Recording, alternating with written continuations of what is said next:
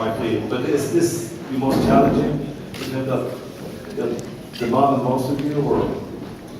It is indeed the most challenging one. It's always challenging with Mike, on a good way, because he asks you to contribute and co-create the character with him. Obviously, in this case, we were co-creating a character that was from his history, and obviously a very complex and very incongruous man, different to what people expect of after they see his work. So, yeah, it was a challenge. In what way? Well, because you have a massive responsibility when you're playing a character that did exist. Also, you have a massive responsibility because there are people who have devoted their entire lives and have taken and are doctors of philosophy, experts on Turner. So you put your head above the parapet to get many clouts around the head with bricks if you get it wrong. So you've got that, and also just personally to me, it was very important that we try to find this character, the real character, inside the genius of his painting, inside the time and place that he existed. You didn't have a script this year? No, we have a script in the end, but just before we shoot it. The whole experience of working with Mike Leigh is one of research and improvisation. His genius as a dramatist is for you to be the raw material, to be the elements in his chemistry set to come and bring and create these characters from ground zero, from birth up, and then you match these organic characters to the things that the research from books and the things that you're looking at and the paintings are telling you, and you bring the two things together and hopefully mash them up, mix them so they become indivisible.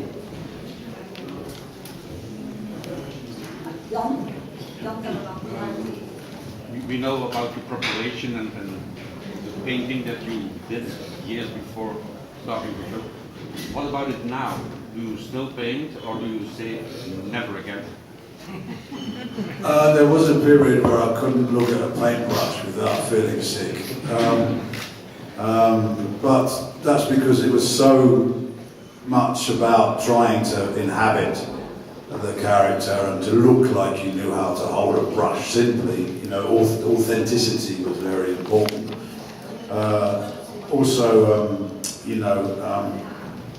The first scene where you see Turner paint in the film, not in the chronological order of the film, the first thing I had to paint a straight line.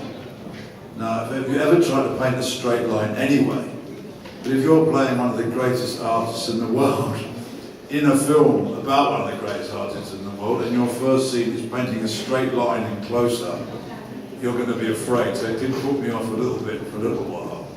But no, I've always drawn and doodled mad things from my head. And I paint a lot of angels that I invent from my head. The only difference between them then and now are they're much better drawn and painted than they were before. What angels? Don't know, they're not the sort of angels that you'd like to meet, half of them. They're pretty, some of them are pretty despicable. What is the connection between the grunting and The grunting came out of eyewitness accounts and reports of how he spoke, how he was sometimes very able to speak and be convivial, but a lot of the times was non-communicative. He was famously difficult to understand when he spoke. And for those who don't have English as their first language, he spoke in a very strong, unreconstructed, working class accent. So he lived in this very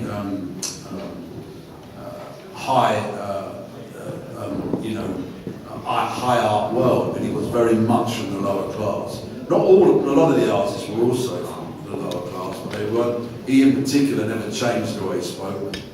And he did have, it was witnessed, but also what presented itself was this man of contradiction, this man of implosive intellect and implosive emotion.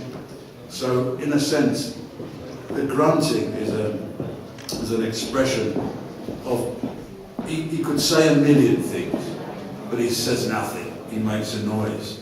It's like those people who instead of sneezing and decorate the room, they go, that's all he does with his emotion. So the grunt is the steam that comes out of his soul.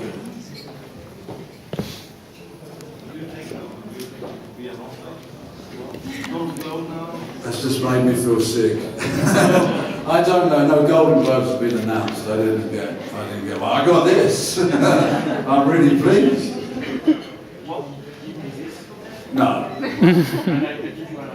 No, I'd rather keep this. No. I'm very surprised, totally and absolutely surprised and delighted. I had no idea, as I said when I accepted, I wore my silly shoes. These are now my lucky Latvian shoes. These are my lucky Lat spats. Pardon? Well, I prefer this now because I've got this. I'm not going to talk about that. That's in the future. That doesn't exist. I don't know about that. I mean, look, this is delightful. One doesn't want to tempt fate. The great thing about awards is that there are awards for the film, not just for the person. And, you know, and awards, as I say in my speech, you can't differentiate between fruit, you can't differentiate between actors. It's very nice to get one, and it's nice for everybody and everybody involved in the movie. But I don't want to tempt fate. But, you know, Oscars, it's a word with it's a big word, a small statue, and there's a lot of resounding noises come out of it. But it's a lovely thing if you get one. But when you boil it down to the bare essentials, it's an in-house industry award. It's the equivalent really of Latvian Businessman of the Month. You know, it just happens to be about Oscars for actors in huge movies, you know. So it's just amplified a billion times, you know. Who's your favorite contemporary painter? My favourite contemporary painter, I think, is probably Hockney. But there are many people who are coming out here. You know, there's many different forms of painting. There's many different painters. I mean, I started out, like you often do when you first discover art, with the surrealists, and now I can see, because of Turner's revolutionary style and how he blew the lid off of convention, how that has led to the explosion in the art world from the original, you know, pictorial form.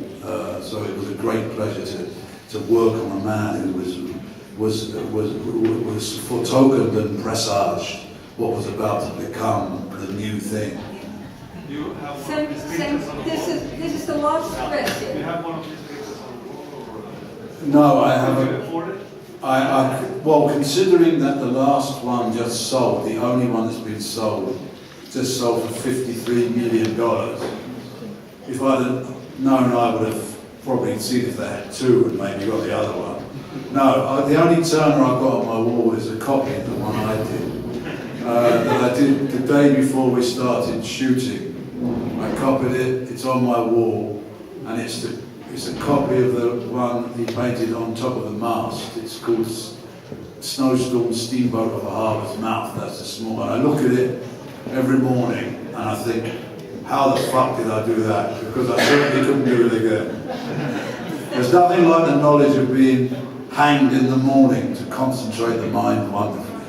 Thank you. Really thank you. Thank you very much.